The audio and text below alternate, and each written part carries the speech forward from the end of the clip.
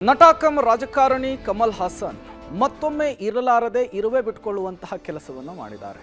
ಬಂದ್ವಾ promotion ಅನ್ನು ಮುಗಿಸ್ಕೊಂಡು ಹೋದ್ವಾ ಅನ್ನೋದು ಬಿಟ್ಟು ಕರ್ನಾಟಕದಲ್ಲಿಯೇ ನಿಂತು ಕನ್ನಡಿಗರನ್ನ ಕೆರಳಿಸುವಂತಹ ಸ್ಟೇಟ್ಮೆಂಟ್ ಅನ್ನು ಕೊಟ್ಟಿದ್ದಾರೆ.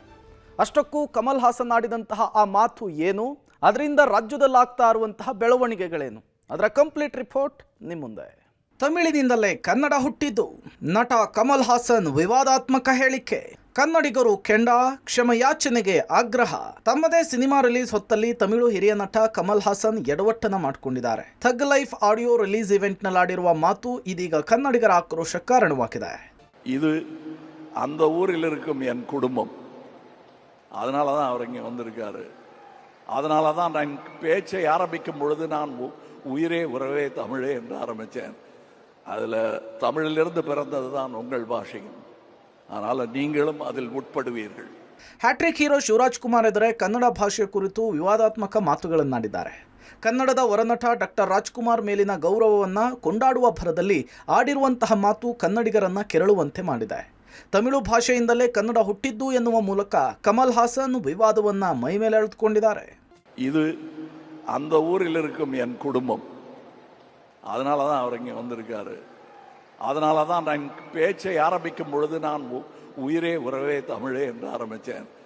அதில் தமிழிலிருந்து பிறந்தது தான் உங்கள் பாஷையும், அதனால் நீங்களும் அதில் உட்படுவீர்கள்.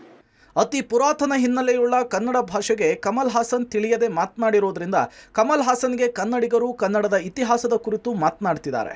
ಸೋಷಿಯಲ್ ಮೀಡಿಯಾದಲ್ಲಿ ಕನ್ನಡಿಗರು ಕನ್ನಡದ ಇತಿಹಾಸವನ್ನು ಕಮಲ್ ಹಾಸನ್ಗೆ ತಿಳಿಸಿ ಪೋಸ್ಟ್ಗಳನ್ನು ಹಾಕ್ತಿದ್ದಾರೆ.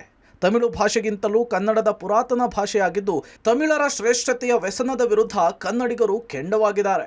ಕಮಲ್ ಹಾಸನ್ ಅವರು ತಮಿಳು ಬಗ್ಗೆ ಅವರಿಗೆ ಸ್ವಾಭಿಮಾನ ಇರಬಹುದು, ಹೇಳ್ಕೊಳ್ಳಿ. ತಮಿಳು ಬಗ್ಗೆ ಎಷ್ಟು ಬೇಕಾದ್ರೂ ಹೇಳ್ಕೊಳ್ಳಿ, ಯಾಕೆ ಬೇಕಾದರೂ ಹೇಳ್ಕೊಳ್ಳಿ, ನಮ್ಮ ಅಭ್ಯಂತರ ಏನಿಲ್ಲ.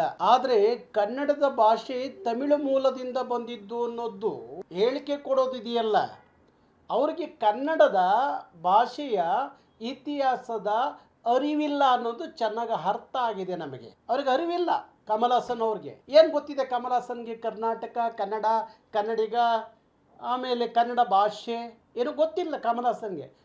ಎರಡೋ ಸಿನಿಮಾ ಮಾಡಿರ್ಬೋದು ಕನ್ನಡದಲ್ಲಿ ಅಷ್ಟೇ. ಆದರೆ ಕನ್ನಡದ ಇತಿಹಾಸದ ಅರಿವಿಲ್ಲದ ಕಮಲ್ ಹಾಸನ್ನು ತಮಿಳು ಮೂಲದಿಂದ ಬಂದಂಥ ಭಾಷೆ ಕನ್ನಡ ಅಂತ ಹೇಳುವ ಈ ಥರದ ವರ್ತನೆಯನ್ನು ನಾನು ಸಹಿಸೋದಿಲ್ಲ, ಕನ್ನಡಿಗರು ಸಹಿಸೋದಿಲ್ಲ. ಕಮಲ್ ಹಾಸನ್ ಅಂತಹ ಮೇರು ನಟರು ಇಂಥ ಮಾತುಗಳನ್ನು ಆಡಬಾರ್ದು. ಮತ್ತು ಇದು ಭಾಷೆಯ ಬಗ್ಗೆ, ಅವರೇನು ಭಾಷೆಯ ಬಗ್ಗೆ ಭಾಷಾ ವಿಜ್ಞಾನಿ ಅಲ್ಲ. ತಮಿಳಿನ ಭಾಷಾ ವಿಜ್ಞಾನಿಗಳು ಅಸಂಖ್ಯಾತ ಜನ ಇದ್ದಾರೆ. ಕಾಮರಾಜ್ ವಿಶ್ವವಿದ್ಯಾಲಯ ಭಾಷೆಯ ಬಗ್ಗೆನೇ ಅಧ್ಯಯನ ಮಾಡುತ್ತೆ. ಕನ್ನಡಕ್ಕೆ ಅದರದೇ ಆದ ಪ್ರಾಚೀನತೆಯೂ ಇದೆ, ಐಡೆಂಟಿಟಿಯೂ ಇದೆ. ಅಂಥದ್ರಲ್ಲಿ ತಮಿಳಿನಿಂದ ಕನ್ನಡ ಹೇಗೆ ಬರುತ್ತೆ? ಹೋಗ್ಲಿ, ಇವರು ಕನ್ನಡಕ್ಕೆ ಪಂಡಿತರಾ, ತಮಿಳಿಗೆ ಪಂಡಿತರಾ? ಅಲ್ಲ. ಈಗ ಇಂಥ ಮಾತುಗಳೆಲ್ಲ ಏನಾಗ್ತಾವೆ ಗೊತ್ತಾ? ತಮಗಿರೋ ಗೌರವವನ್ನು ಕಡಿಮೆ ಮಾಡ್ಕೊಳ್ಳೋ ಅಂಥ ಸ್ಥಿತಿಗೆ ತಂದಿಡ್ತವೆ. ಇಷ್ಟೆಲ್ಲ ಅವಾಂತರದ ನಡುವೆಯೂ ಬೆಂಗಳೂರಿನಲ್ಲಿ ಇವತ್ತು ಸಂಜೆ ಥಗ್ ಲೈಫ್ ಸಿನಿಮಾದ ಪ್ರಚಾರದ ಇವೆಂಟ್ನಲ್ಲಿ ಕಮಲ್ ಹಾಸನ್ ಭಾಗಿಯಾಗಿದ್ರು. ಇಲ್ಲಿಯೂ ಕೂಡ ರಾಜ್ಕುಮಾರ್ ಅವರನ್ನ ಹಾಡಿ ಹೊಗಳಿ ಹೊರಟು ಹೋದ್ರು. ಮಾಧ್ಯಮದ ಕೈಗೆ ಸಿಗದೆ ಎಸ್ಕೇಪ್ ಆಗಿದ್ದಾರೆ ಕಮಲ್ ಹಾಸನ್. ಭಾಷೆಯ ವಿಚಾರಕ್ಕೆ ಸುಖಾಸುಮ್ಮನೆ ಮೂಗು ತೂರಿಸುವ ಹಿರಿಯ ನಟನ ಚಿತ್ರವನ್ನ ಕನ್ನಡದಿಂದಲೇ ಬ್ಯಾನ್ ಮಾಡುವ ಆಕ್ರೋಶವನ್ನ ಹೊರಹಾಕ್ತಿದ್ದಾರೆ. ಭಾಷಾ ವಿಚಾರಕ್ಕೆ ಇಲ್ಲ ಸಲ್ಲದ ಕಿಡಿ ಹೊತ್ತಿಸುವ ಕಮಲ್ ಹಾಸನ್ ಚಿತ್ರ ಕನ್ನಡದ ನಾಡಿನಲ್ಲಿ ರಿಲೀಸ್ ಆಗಲು ಬಿಡದಿರುವ ಎಚ್ಚರಿಕೆ ಕೊಟ್ಟಿದೆ ಕನ್ನಡ ಪರ ಸಂಘಟನೆಗಳು. ಭಾಷೆಯ ಕುರಿತಾಗಿ ಕಮಲ್ ಹಾಸನ್ ಇರ್ಬೋದು ಅಥವಾ ಇನ್ನೂ ಅನೇಕರು ನೋಡಿದ್ದೇನೆ. ಅದರ ಬಗ್ಗೆ ಹೇಳಿಕೆ ಕೊಡುವವರು ಅವರು ಭಾಷಾ ತಜ್ಞರು ಅಲ್ಲ, ಭಾಷಾ ಶಾಸ್ತ್ರಜ್ಞರು ಕೂಡ ಅಲ್ಲ.